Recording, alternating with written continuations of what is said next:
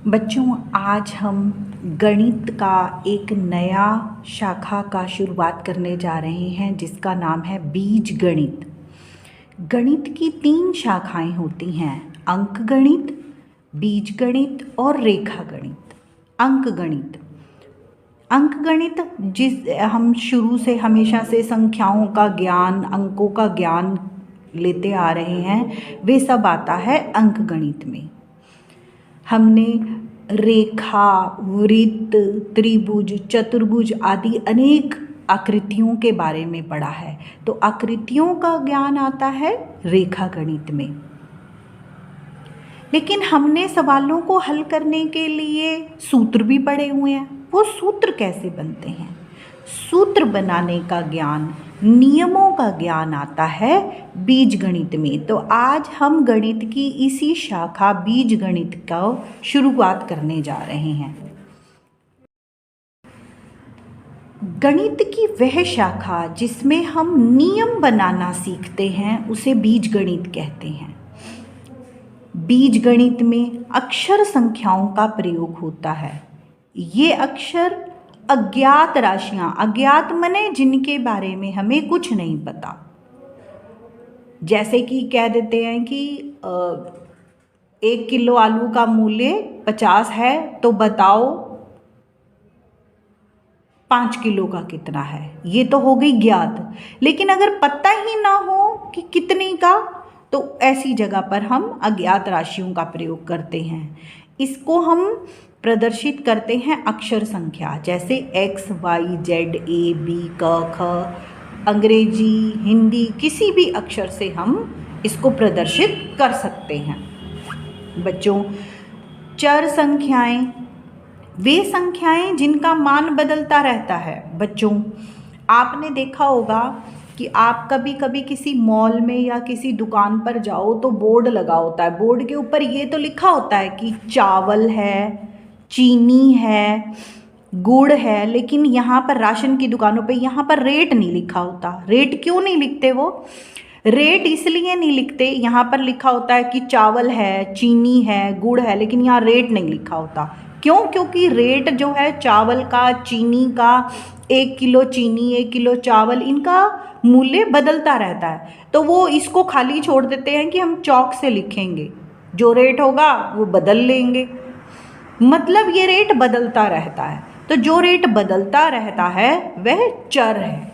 वे संख्याएं जिनका मान बदलता रहता है चर संख्याएं कहलाती हैं, और इन्हें हम किससे लिखते हैं? x, y, z से। और वे संख्याएं जिनका मान कभी नहीं बदलता उन्हें कहते हैं अचर संख्याएं, जैसे कि गिनती 1, 2, 3, 4। बच्चों देखो, अगर आप 100 रुपये का नोट लेकर बाज़ार में जाते हो और आप 1000 रुपये का सूट पसंद करते हो, और ये कहो कि लो 100 के नोट के पीछे एक जीरो और लगा के कह दिया कि ये 1000 दे दो सूट, हो सकता है? नहीं हो सकता ना। 100 के नोट में तो 100 की चीज़ मिलेगी, 1000 की चीज़ 1000 रुपये में मिलेगी। जो मूल्य है हम बदल नहीं सकते। नोट जो है, नोट जो जितने का नोट है उतने का ही रहेगा। वह है अचर का उदाहरण। बच्चों, अब ये चर और अचर संख्याओं को हम जमा, घटा, गुणा, भाग भी कर सकते हैं। चर और अचर के सुमेलन यानी मिलन। और गणित में मिलन कैसे होता है? जमा, घटा, गुणा, भाग।